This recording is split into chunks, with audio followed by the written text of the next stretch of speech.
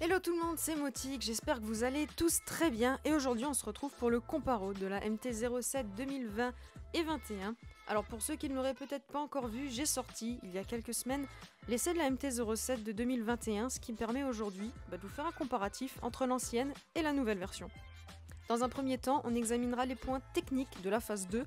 Vous verrez que je parle uniquement de la version 2020 que j'ai en ma possession, mais cela compte pour les années 2018 à 2020, puis les différences avec la nouvelle version 2021, soit la phase 3.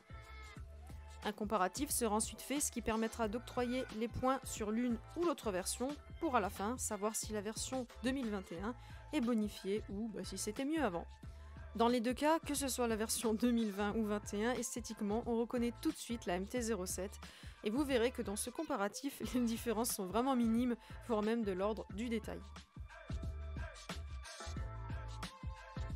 Passons maintenant à la présentation technique de la MT-07 2020. Alors je vais essayer de vous faire ça d'une manière très digeste parce qu'il y a beaucoup d'informations. C'est une 700 cm3 à la norme Euro 4 avec un moteur CP2 bicylindre en ligne de 74,8 chevaux, disponible également en A2.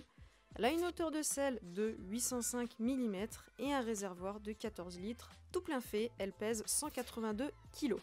Elle est équipée d'un écran monochrome avec changement des informations directement sur le tableau. La fourche avant est de diamètre 41 mm, bien sûr moto équipée de série de l'ABS, deux disques de frein avant. À l'arrière, on retrouve des freins Nissin. Pour les pneus d'origine, nous sommes sur des Batlax Bridgestone BT 023. Cette moto est affichée au tarif neuf de 7 099 €. Passons maintenant à la MT-07 de 2021 où nous allons principalement parler des changements. Elle est désormais à la norme Euro 5, donc la cylindrée reste identique, mais due à la nouvelle norme, elle passe à 73,4 chevaux, soit 1,4 chevaux de moins, ce qui reste imperceptible.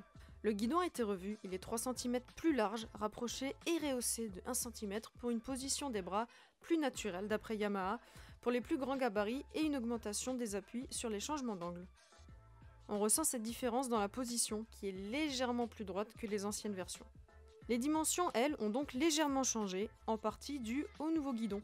La hauteur de selle et les repose-pieds restent inchangés, elle conviendra aux plus petits et donc aux plus grands gabarits. Quant au réservoir, il est toujours de 14 litres, mais tout plein fait, elle fait 184 kg, donc 2 kg de plus que la version précédente. La version 2021 hérite d'un nouvel écran LCD monochrome qui reprend celui de la Tracer 700 avec le changement des informations au commodo et plus directement sur l'écran, ce qui évite de lâcher le guidon durant la conduite. Les feux et les clignotants sont désormais à LED comme la MT-09, d'ailleurs les clignotants qui ont subi un petit lifting qui ne leur fait vraiment pas de mal. A noter également que les leviers sont dorénavant teintés masse, c'est du détail, mais du détail qui fait plaisir. Le cadre, les freins arrière, la fourche et l'amortisseur sont tous inchangés. En revanche, les disques de frein avant sont légèrement plus grands, donc plus 16 mm que les précédents, ce sont ceux de la MT-09. À ma grande joie pour les nouveaux possesseurs de MT-07 2021, les pneus d'origine ont également changé et on est désormais sur des Michelin Pilot Road 5, un pneu plus haut de gamme que le précédent. Elle est affichée au tarif neuf de 7 299 €, 200 € de plus dû à toutes les petites améliorations vues il y a quelques instants. Vous pensiez vraiment que j'allais oublier ce qui fait le plus débat sur cette phase 3 ? Oui, vous l'avez compris, il s'agit de l'optique avant. Alors je vais en parler rapidement et vous donner mon point de vue, mais je ne compterai pas le design dans ce comparatif, car son appréciation est propre à chacun et donc non objectif.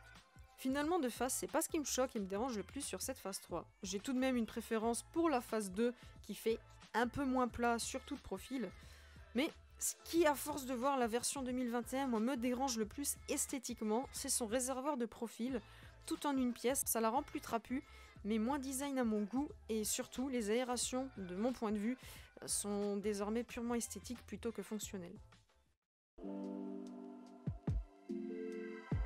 Alors étant donné que nous comparons deux motos d'années différentes mais quasiment identiques, le comparatif va être un petit peu spécial, les deux phases vont être jugées sur le moteur, le freinage, le confort bien entendu, le châssis, sa polyvalence, les équipements de série, le prix du neuf et exceptionnellement, l'agilité que j'ai séparée, qui était normalement intégrée dans la partie châssis, mais on y reviendra un peu plus tard.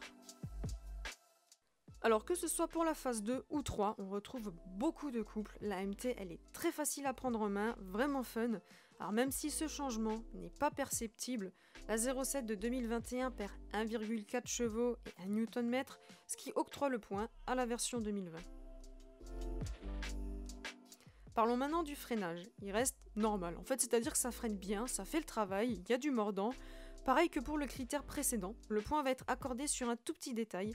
Les disques de frein avant étant légèrement plus grands sur la nouvelle version, ça permet théoriquement de freiner mieux. Le point est donc attribué à la phase 3. La position de la MT-07 n'est pas contraignante, que ce soit la version 2020 ou 2021, qui est très légèrement plus droite, donc en fait on va pouvoir enchaîner des heures de moto avant de ressentir des douleurs musculaires. Attendez-vous plutôt à vous arrêter au bout de quelques heures dû au confort de la selle.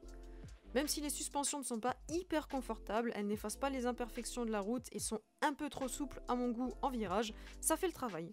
N'oublions pas également que ça reste un roadster et que si on ajoute une bulle, ça reste plus esthétique qu'efficace, donc vous n'aurez pas ou peu de protection face au vent. Pour cette partie, je mets donc un ex-aequo sur les deux versions. La 07 est très agile, très facile à prendre en main et à amener dans un virage. Par contre, dans les courbes rapides et avec de l'angle, c'est pas très précis ni stable dû à ses suspensions. Pareil pour ce critère, pas de changement sur la phase 3 en comparaison à la phase 2, donc un partout.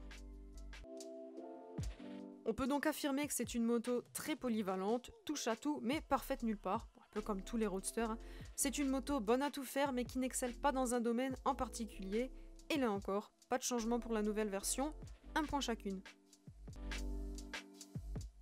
Sachant que c'est une moto très peu équipée, avec tout ce qu'on a vu précédemment dans la vidéo, le point est attribué à la version 2021. Passons au prix de la moto neuve. La version 2020 est affichée à 7 099 €, la 21 à 7 299 €, soit 200 € de plus. Le point est donc accordé à la version 2020. Attaquons maintenant le critère que j'ai décidé de séparer des autres. Alors comme dit, je l'avais normalement intégré dans la partie châssis, mais exceptionnellement, et dû au changement du guidon de la phase 3 qui augmente les appuis sur les changements d'angle, et donc qui impacte également sa facilité à mouvoir la moto, le point est accordé à la nouvelle MT-07. Regardons ensemble le tableau des scores.